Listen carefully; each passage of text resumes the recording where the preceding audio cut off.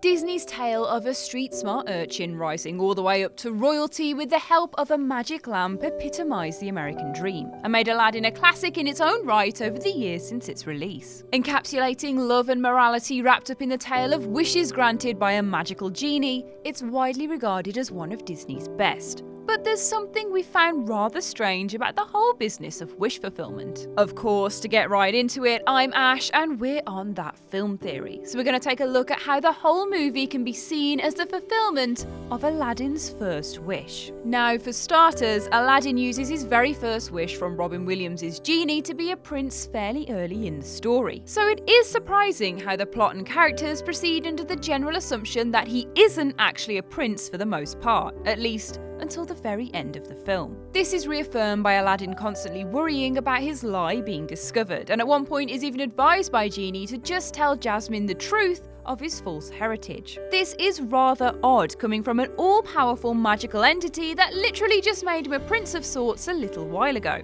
What truth is he talking about? Isn't Aladdin already a prince? How can one be a prince and not a prince at the same time? You see, unlike becoming the king or a sultan, which can be achieved by force, a prince isn't something you can just magically turn into because of certain logical constraints. Or that's what we'd assume is the case in this universe where there is actual magic. That's because a prince is by definition the legal heir to a throne, legal being the key word.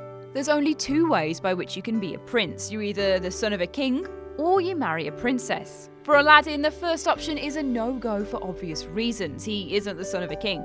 His only chance, therefore, is to marry Princess Jasmine. Now, the two things that need to happen for that are: one, Jasmine needs to fall in love with Aladdin, which the genie can't control. And more importantly, even if she were to love him, Aladdin would need to be a prince for the marriage to proceed, as requested by her father, which for some reason isn't possible through magic instantaneously. It was always going to be an unsolvable, circular problem, unless the Sultan changed the law of his own volition to allow the princess to marry a commoner. But a very specific series of events needs to unfold for that to happen, and that's where the genie comes in and the rest of the story of Aladdin. When Aladdin is about to make his first wish, he starts by describing how beautiful and amazing Jasmine is, only for Genie to pick up the hint and interject to remind him that he can't make her fall in love with him. It's only then that he wishes, and I quote, "I want you to make me a prince."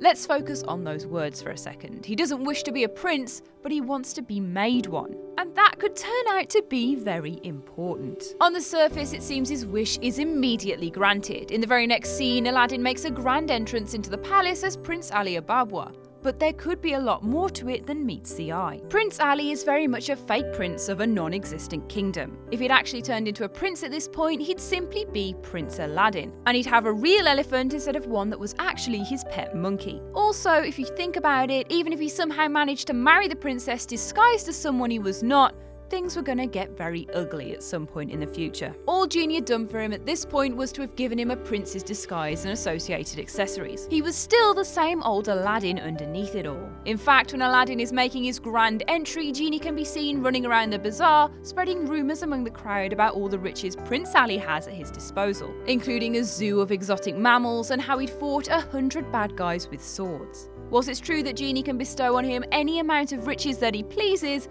details such as fighting bad guys and owning a zoo are factual inaccuracies, once again reiterating the fact that he's a fake prince. But what if that was the plan all along? What if dressing Aladdin up as a prince was not an end in itself, but simply a means to an end? All part of a grander scheme devised by Genie to make him a prince. At one point in the film, Genie declares that his repertoire of omnipotence includes the ability to see millions of years into the future. If that is the case, he should have no trouble figuring out the exact chain of events that needs to unfold for Aladdin to be made prince. And all he does is play a Machiavellian role in effectively manipulating those events into occurring. What Genie proceeds to construct then is a reality where Aladdin ends up becoming the prince of the geographically nearest kingdom, Agrabah. He doesn't really fulfill his wish by making him prince at the start, but simply dresses him up as one so he can at least have access to the royal palace and begin discussions regarding marrying the princess. It was just step one in the master plan for him to be made prince.